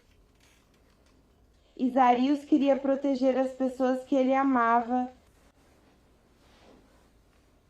de a dor de ver alguém de quem gostam ser acusado de fazer algo horrível. Zarius queria se proteger. E Zarius cometeu erros objetivamente ruins tentando fazer isso, tentando proteger as pessoas que amava, tentando protegê-lo. Isso não o torna assassino. Então vamos falar sobre o que as evidências neste caso mostram objetivamente. Vamos falar sobre a doutora Gallagher. Vou comentar a opinião da doutora Gallagher. E quero falar sobre por que vocês não devem confiar nessa opinião ao decidir se a causa da morte neste caso foi realmente um homicídio. Então voltamos ao depoimento da doutora Gallagher. Se vocês se lembram, a principal função do médico legista ou patologista é determinar a causa e a maneira da morte. Se vocês se lembram, a causa é o motivo médico da morte. A maneira é o como. A maneira analisa os motivos além da medicina, as circunstâncias que envolvem a causa da morte. A causa da morte não está em disputa neste caso. Do ponto de vista patológico, é indiscutível que Soraya morreu devido a um único tiro na cabeça. O que está em disputa aqui é a forma como a morte ocorreu. Como esse ferimento de bala aconteceu? E nós aprendemos muitas coisas com a doutora Gallagher. Aprendemos muito sobre patologia. Aprendemos com livros de patologia, um livro de patologia. E o que aprendemos com a doutora Gallagher é que existem várias classificações para a maneira da morte. Temos acidental, homicídio, suicídio, indeterminado e causas naturais. E neste caso, aprendemos que a maneira acidental de morte pode incluir tirar a própria vida de forma não intencional. Acidente pode incluir tirar a própria vida de forma não intencional. Soube que a doutora Gallagher está ocupada. Sim, ele tem treinamento. Sim, ele tem experiência, mas o Dr. Gallagher é muito ocupado. Disseram que ele realiza cerca de 250 autópsias por ano. Pense em quantas autópsias por dia isso daria durante o expediente. Nós ouvimos que a memória dele nem sempre é boa. Ele teve dificuldade para lembrar de uma conversa. Eu e o Dr. Gallagher tivemos recentemente. Não porque ele esteja tentando mentir, mas porque a memória se apaga com o tempo e o Dr. Gallagher é ocupado. Ouvimos que o Dr. Gallagher escreve relatórios. Ele se apoia nesses relatórios, o que é justo. Com tanta ocupação, precisa documentar e consultar informações. Mas o Dr. Gallagher é tão ocupado que não tem tempo para corrigir erros de digitação. E, como resultado, neste caso, houve um erro no relatório dele. O que mais aprendemos com o Dr. Gallagher? A linguagem varia na patologia, pelo menos de acordo com um tratado confiável. E você ouviu o Dr. Gallagher ler trechos desse tratado para o registro neste caso. E eu quero te levar de volta a algumas das coisas que aprendemos com Fits and Pictures, Investigação Médico-Legal da Morte, 5ª edição. Um livro didático sobre patologia. A terminologia mais frequentemente usada para descrever a distância do disparo é a seguinte. Um disparo de contato ocorre quando a arma é disparada com o cano em contato com o corpo. Um disparo a queima-roupa ocorre quando a fumaça da arma é depositada no alvo. E um disparo à distância ocorre quando a distância entre o cano e o alvo excede o limite em que a fumaça da arma é identificável no alvo.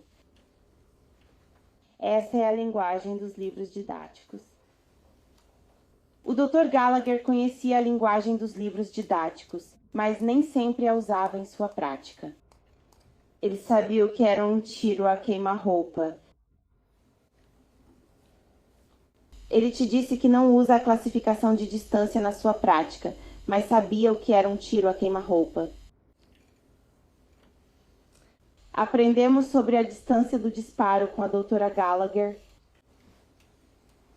E a distância do disparo seria definida como a distância entre a boca do cano da arma e o objeto, correto? Sim. E para um tiro de curta distância, em algumas circunstâncias, um tiro de curta distância pode ser considerado homicídio, correto? Sim.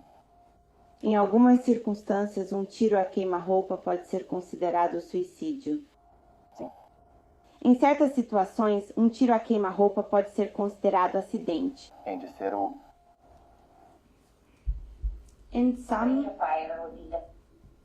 Em algumas circunstâncias, um tiro a queima-roupa pode ser um acidente.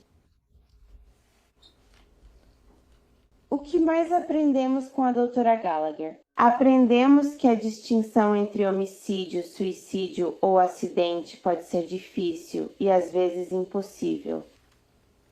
Certos critérios são usados por patologistas para definir a maneira da morte. Entre eles, a avaliação da distância do disparo é de extrema importância.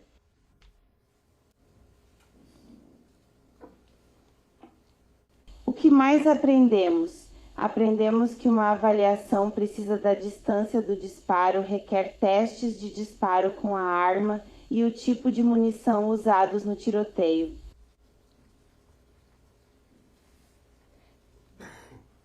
Aprendemos que a distância aproximada de um disparo a queima-roupa só pode ser avaliada por meio de testes, disparando a arma específica usando o mesmo tipo de munição que foi utilizado no caso do disparo em questão. Por que isso é importante?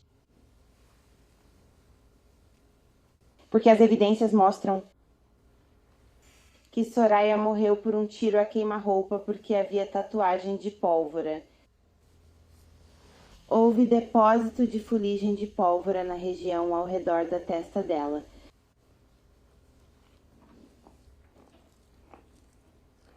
Aprendemos com o Dr. Gallagher que um dos principais fatores da opinião dele sobre a causa da morte de Soraya foi a avaliação pessoal dele sobre a distância do disparo. Você se lembra de eu ter perguntado, além da tatuagem de pólvora e da sua determinação de que foi um ferimento de bala intermediário, Em quais outros fatos você se baseou para determinar que isso foi um homicídio, classificado como homicídio? Você se lembra dessa pergunta? Não particularmente, mas nós, todos os nossos casos são finalizados com a revisão dos achados da autópsia, resultados de toxicologia, achados da investigação e históricos médicos do. Tudo isso é reunido antes da certificação para determinar a causa do.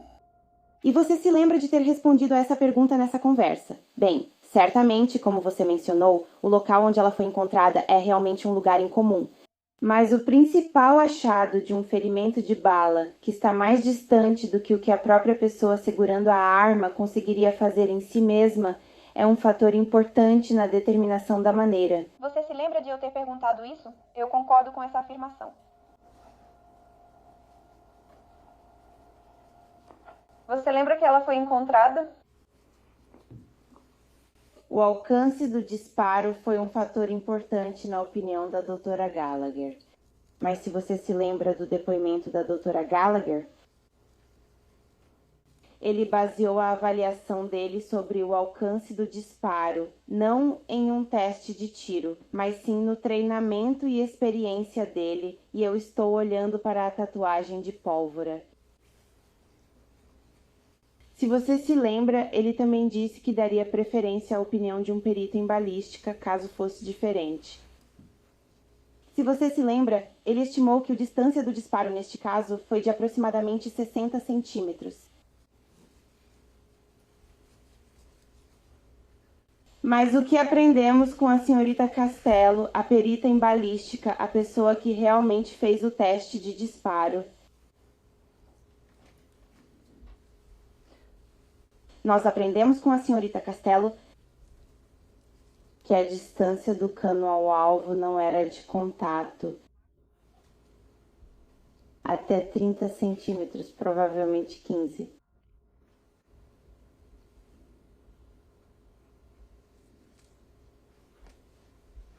Soraya morreu devido a um tiro a queima-roupa. 6. De não ter contato até 30 centímetros até 15 centímetros da cabeça dela. Também aprendemos com a senhorita Castello que o tiro foi ligeiramente para cima.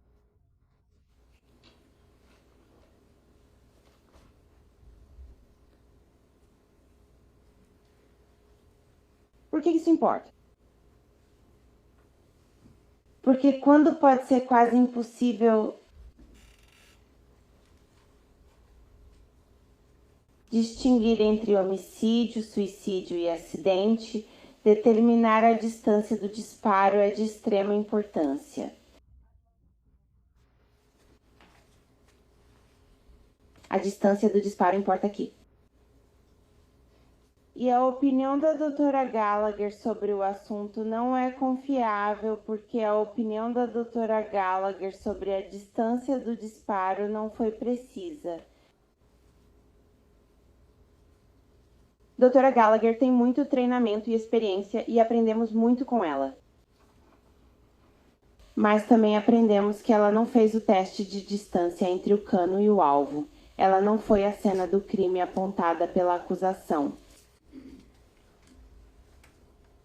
E ela chegou a uma conclusão sobre se a morte foi homicídio, suicídio ou acidente baseada em uma opinião que não estava correta.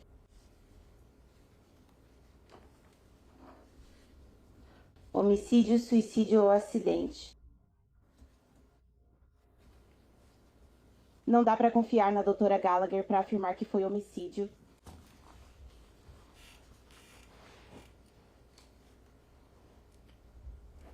A acusação quer que você acredite que isso foi um homicídio.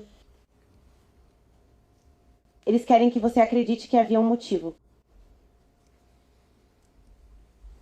Eles querem que você acredite que o Sr. Hildebrand conseguiu colocar uma arma a uma distância de 15 a 30 centímetros da esposa dele. e matá-la, sem deixar um único ferimento de defesa na senhora Hildebrand. E vamos falar sobre as circunstâncias em torno de um assassinato. Vamos falar sobre o que levou a isso. Vamos falar sobre Hildebrand. Você ouviu de várias testemunhas, tanto da acusação quanto da defesa, que o Sr. Hildebrand não é uma pessoa violenta. E isso nunca foi contradito. A acusação poderia ter contradito isso se tivesse provas, mas vocês podem considerar a ausência de evidências. O que sabemos sobre o Sr. Hildebrand?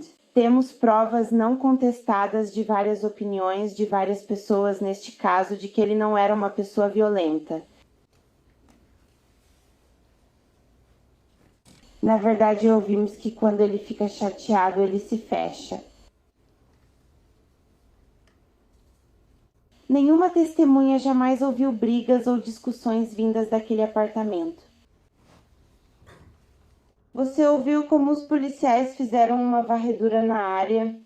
Você soube que alguns deixaram cartões, receberam ligações e conversaram com pessoas. Nenhum vizinho ouviu uma discussão naquela noite. Ou jamais.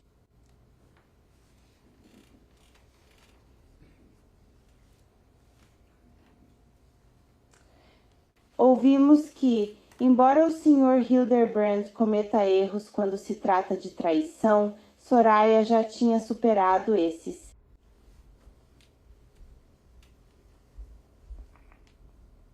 Eles eram, na maior parte do tempo, um casal recém-casado normal. E em 6 de agosto de 23, à 00:07, isso foi feito.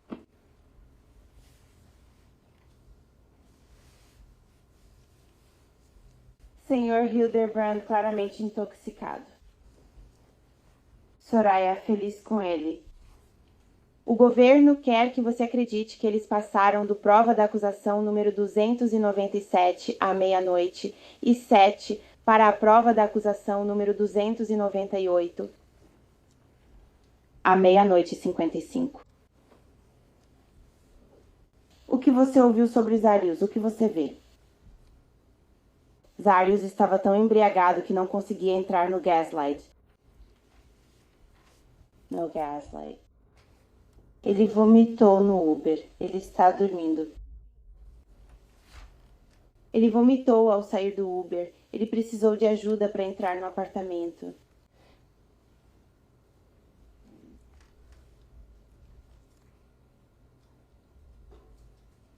E eles querem que você acredite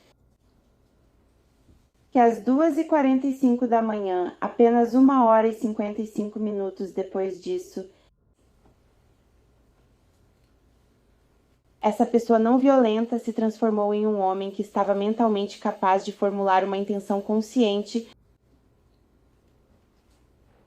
e fisicamente capaz de pegar uma arma e se colocar a 15 a 30 centímetros da cabeça de Soraya enquanto ela está na cama e puxar o gatilho novamente, sem deixar um único lesão de defesa em Soraya. Em 1h55 a partir disso. E eles querem que você tome essa decisão não com base em evidências. Eles querem que você acredite que houve uma briga.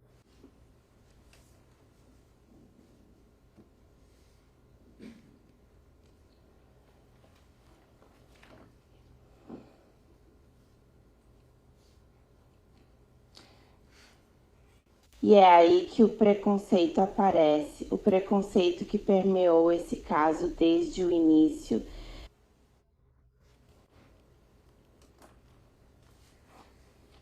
O preconceito por causa da opinião de que o Sr. Hildebrand não age como uma pessoa normal.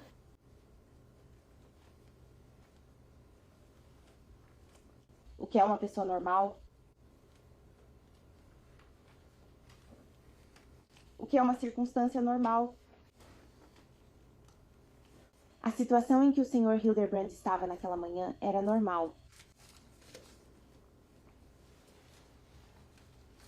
Simplesmente não existe uma resposta normal para o que o Sr. Hildebrand disse que encontrou no dia 6 de agosto.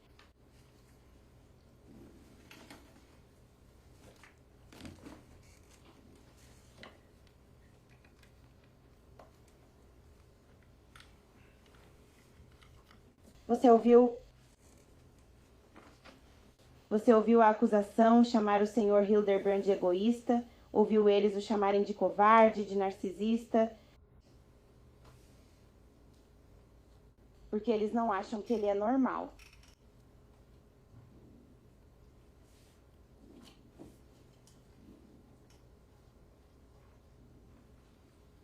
Mas pense no que realmente estava acontecendo naquela noite.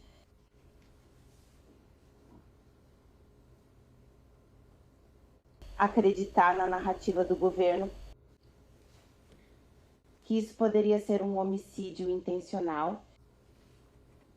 Um assassinato intencional faz tanto sentido quanto acreditar que a morte da Soraya foi um suicídio.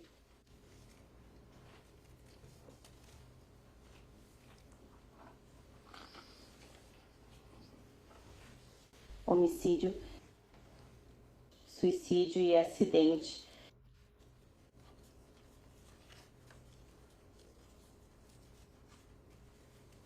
Não há motivo para assassinato. Isso não é um suicídio. Então, o que nos resta? As evidências neste caso mostram que o disparo foi feito a uma distância de 15 a 30 centímetros. O que nos resta? Acidente. E que evidências apoiam que isso poderia ter sido um acidente? O que sabemos? Sabemos que Soraya estava acordada. Ela estava acordada. Ela estava enviando mensagens de texto para si mesma. Ela estava tirando capturas de tela no telefone do Sr. Hildebrand. E o motivo pelo qual a senhorita Soraya Hildebrand estava com o telefone do Sr. Zarius Hildebrand é porque Zarius não estava acordado. Porque Zarius fica com o telefone o tempo todo, como qualquer outro jovem de 21 anos que não desgruda do celular.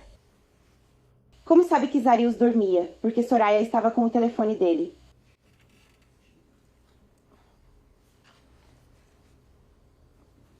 Está claro que Soraya estava com o telefone dele. Soraya estaria que era menos embriagada.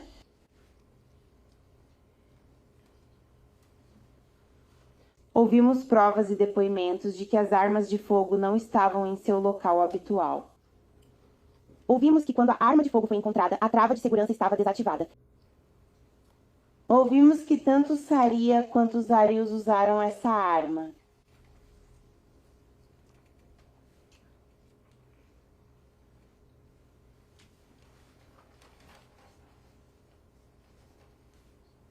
E ouvimos que a direção da ejeção foi para cima e para a direita. E então, toda vez que o governo falou com você sobre como isso poderia ter acontecido, eles querem que você pense assim: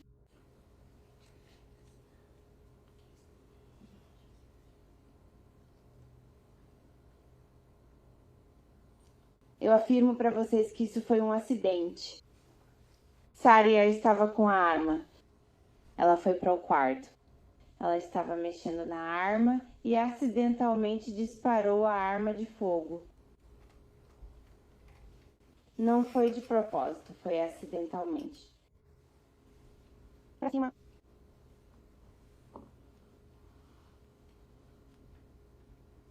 E para a direita. Foi isso que a senhorita Castello testemunhou. E como você sabe que Zarius estava dormindo quando isso aconteceu?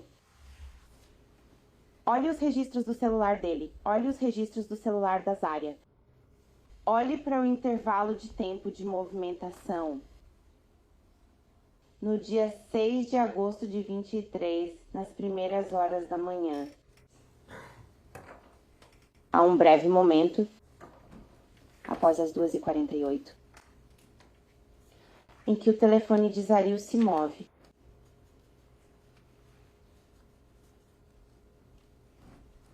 O que ouvimos? Onde estavam as calças de Zarius de manhã? Ele acordou e a calça dele... As roupas de baixo e calças dele não estavam no quarto. Elas estavam próximas ao banheiro e molhadas. Hildebrand estava tão bêbado que tentou ir ao banheiro, mas não conseguiu chegar ao banheiro. Ele estava tão bêbado que nem sabia o que tinha acontecido com a esposa naquela noite. E a ausência de qualquer movimento nesses registros, nas horas imediatamente após a ligação para o 911, mostram Zarius não estava funcionando até que ele acordou e ligou para si mesmo no seu telefone, no telefone do Zarius.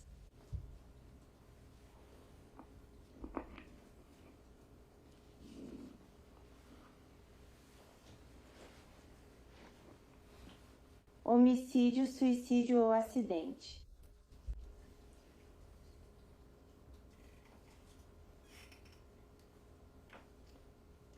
Zarius te disse que não sabia.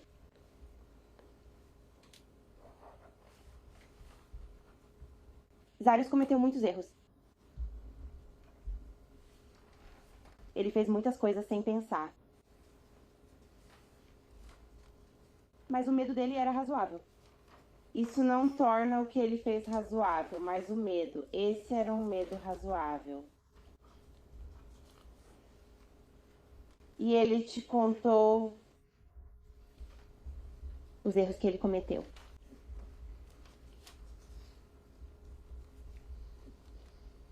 E se ele estava mentindo para você? Não seria melhor dizer, eu não fiz isso? Não fui eu? Não. Eu não sei. Ele não sabe porque não se lembra de nada.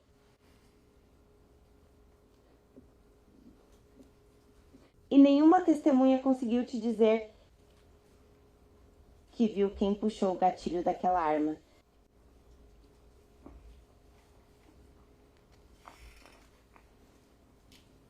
Homicídio, suicídio ou acidente. Este caso é sobre dúvida razoável, porque isso pode ter sido um acidente.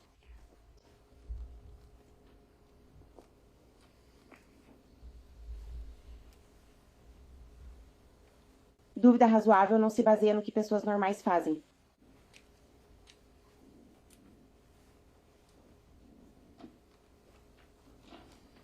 Dúvida razoável se baseia na razão e no senso comum. Ela se baseia na ausência de provas.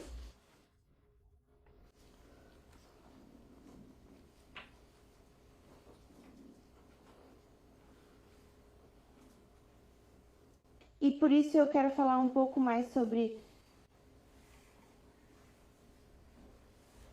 instrução número 3 aos jurados.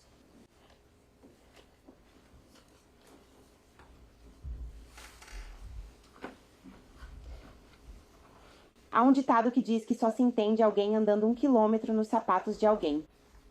E neste julgamento vocês ouviram Zarius. Ouviram sobre o medo e a vergonha dele. Vocês observaram durante este julgamento 1 quilômetro dos erros do Sr. Hildebrand, mas nenhum desses erros foi assassinato. A obrigação fundamental dos jurados em um julgamento criminal é aplicar a presunção de inocência e o ônus da prova, além de qualquer dúvida razoável. Nós falamos sobre isso nas instruções ao júri na seleção do júri. Nós falamos sobre ser objetiva. Nós falamos sobre fazer um juramento. E todas vocês realmente fizeram um juramento neste caso.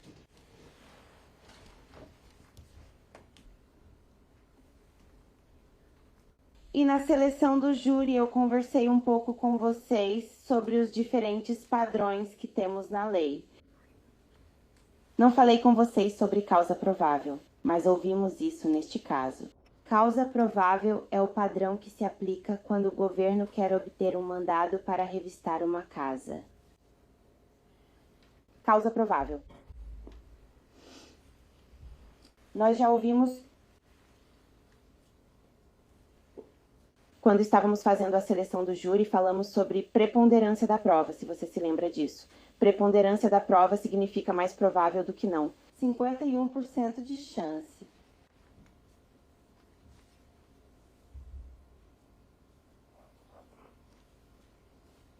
Provavelmente. Provável. Mas não basta que você acredite que o réu é provavelmente ou possivelmente culpado. Na seleção do júri, discutimos provas claras e convincentes, superiores à preponderância, mas inferiores à prova além de dúvida razoável. Nós conversamos sobre diferentes áreas do direito em que o padrão de provas claras e convincentes pode ser aplicado. Conversamos sobre como, em casos que não envolvem a Lei de Bem-Estar Infantil Indígena, provas claras e convincentes são exigidas para que o governo possa demonstrar antes de terminar o vínculo legal entre um pai ou mãe e uma criança. Isso exige uma forte probabilidade.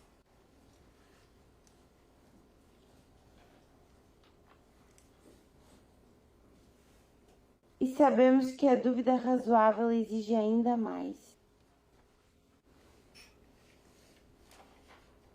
Não basta que você acredite que o réu provavelmente ou tenha grandes chances de ser culpado, ou mesmo que as provas mostrem uma forte probabilidade de culpa. A lei exige mais.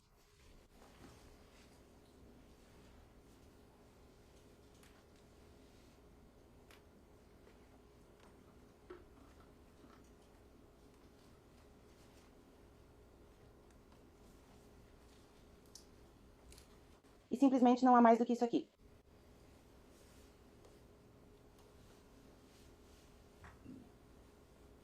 Homicídio, suicídio ou acidente. Essas são as 3 maneiras plausíveis de morte neste caso.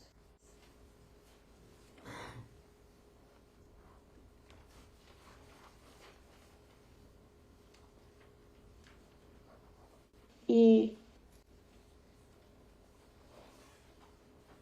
a morte de Saraya poderia ter sido resultado de um acidente auto-infligido.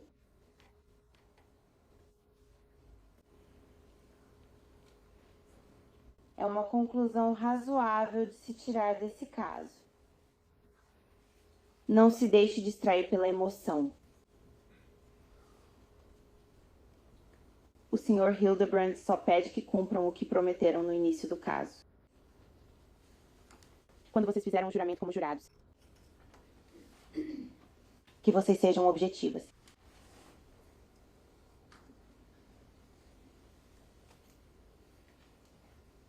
Não deixem que suas emoções as distraiam. Não deixem que emoções distraiam da dúvida neste caso. O Sr. Hildebrand cometeu erros e assumiu esses erros diante de vocês. Esses erros não significam assassinato.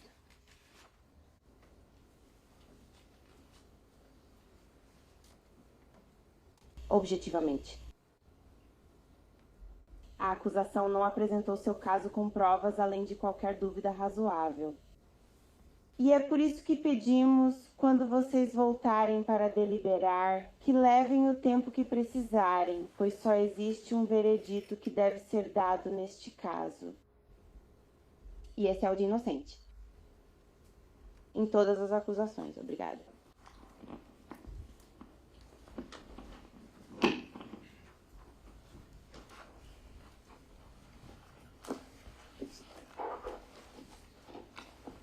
Ele está acabado.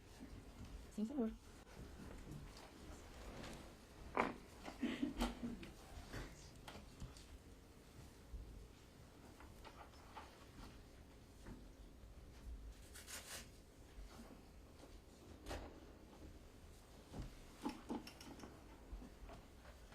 A defesa quer que vocês acreditem que este caso se trata apenas de uma série de escolhas infelizes. Que maneira depreciativa e banalizadora de pensar sobre isso. O réu traiu a esposa dele. Ele ficou bêbado, ele foi pego. Ele apontou uma arma para ela. Ele puxou o gatilho a 15 a 30 centímetros da cabeça dela. E então ele limpou o apartamento. Ele procurou por ele. Ele dirigiu pela cidade toda comprando produtos de limpeza e uma lixeira de 360 litros. E então ele jogou o corpo dela em um bueiro. Ele a declarou desaparecida e foi com a mãe dela procurá-la na floresta. Essas não são escolhas e erros. Isso é evidência de intenção, evidência de assassinato intencional. Dizer que ele não sabia o que aconteceu é, francamente, o que ele tem que dizer porque ele foi filmado por toda a cidade, certo? A gente sabe que só 2 pessoas estavam naquele apartamento. Independentemente de quantas pessoas a senhorita Brewster perguntou sobre ouvir ou ver o tiro, sabemos que só havia 2 pessoas naquele apartamento. Dizer que ele não sabia é irracional. Primeiro de tudo, isso não é uma defesa. Como eu falei, você pode fazer coisas no momento e não se lembrar delas depois. Mesmo se você quis dizer aquilo, continua responsável. Isso, no máximo, seria homicídio em 2º grau, mas não ocorreu. É irracional pensar que uma arma de 9 milímetros disparou a poucos centímetros da cabeça dele e ele não ouviu. O vizinho do outro lado do pátio ligou para a polícia, mas ele não acordou com esse trágico acidente. Isso simplesmente não foi o que aconteceu. Não faz sentido. A senhorita Brewster já disse muitas vezes que não há evidências de um confronto, que eles discutiram sobre isso. Você não precisa ter uma briga com gritos para ter uma confrontação. Não há provas de que Zariah fosse alguém que gritasse alto. A evidência da confrontação são as mensagens no Snapchat que ela claramente enviou para si mesma. A evidência da segunda mulher, que pelo que sabemos, ela não conhecia antes de ver as mensagens no Instagram e a bala em sua cabeça. Essa é a evidência da confrontação. Então vamos falar sobre se isso foi um acidente, se Zariah simplesmente pegou essa arma e acidentalmente atirou em si mesma na cabeça. Não há nenhuma evidência de que ela tenha manuseado a arma. 0. A única evidência que temos é que o réu diz que ela já atirou antes. Não encontramos o DNA dela na arma. Nós testemunhamos, nós testamos. Ninguém jamais a viu com a arma, além dele. Não há evidência de que ela tenha manuseado a arma. Também sabemos que ela não está muito bêbada. Por que ela estaria brincando com isso? Por que ela pegaria essa arma naquele momento? Não há nenhuma razão racional para isso. O que sabemos é que armas estão na mente da ré. Ele está pesquisando sobre elas o dia todo, antes de saírem, todos os tipos de armas diferentes. Ele está olhando para Springfield XTs. E ele está olhando para esse fabricante específico de armas às 3h42 da tarde. Armas ficam na cabeça dele quando bebe. É ele quem está com isso na mão. E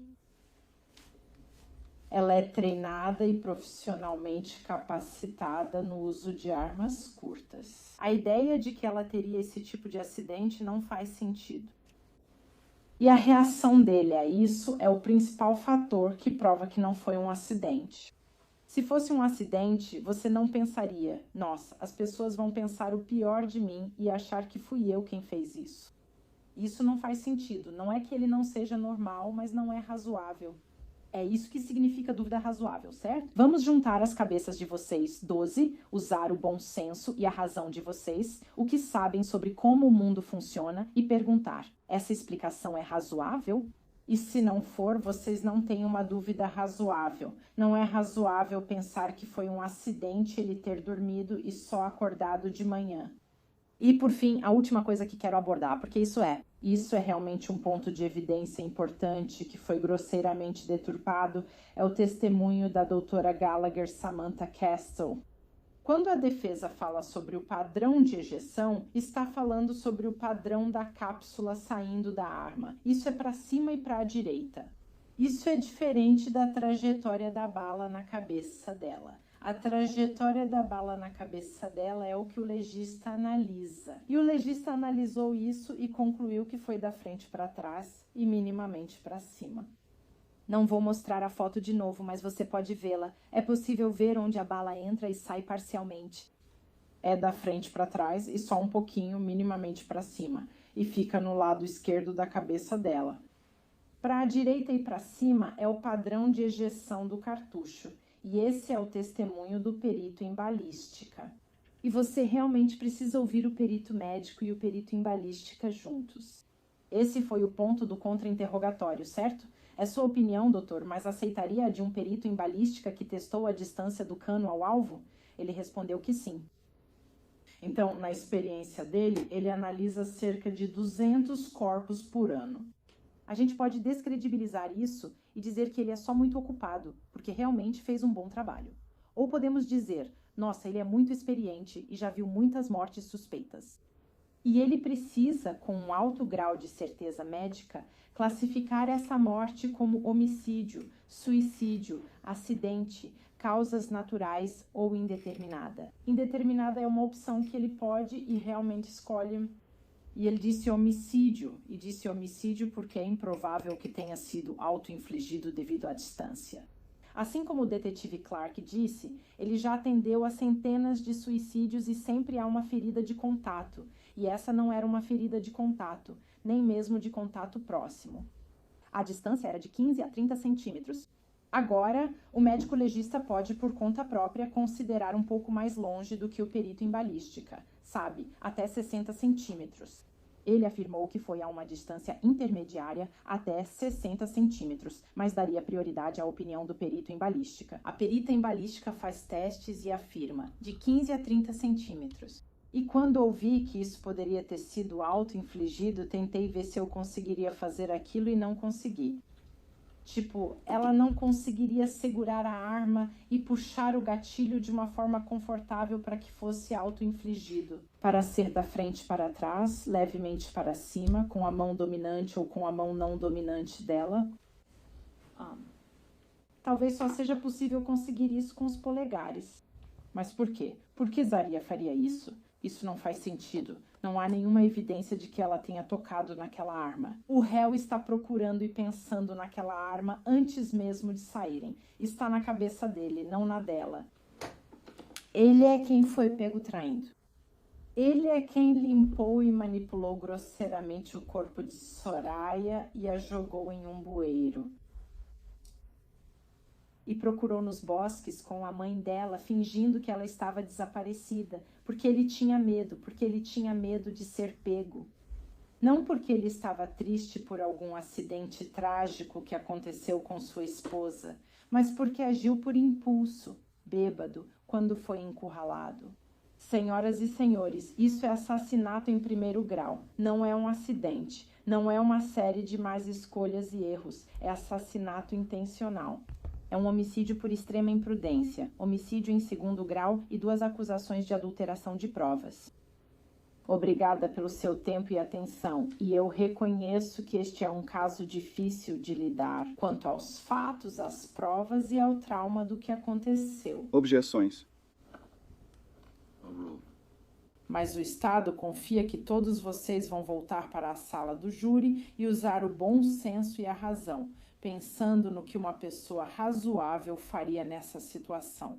Avaliem todos os depoimentos. O depoimento médico, o depoimento dos especialistas e, mais importante ainda, o depoimento do réu, e concluam que ele é culpado de todas as acusações. Obrigado. Agora prossigo.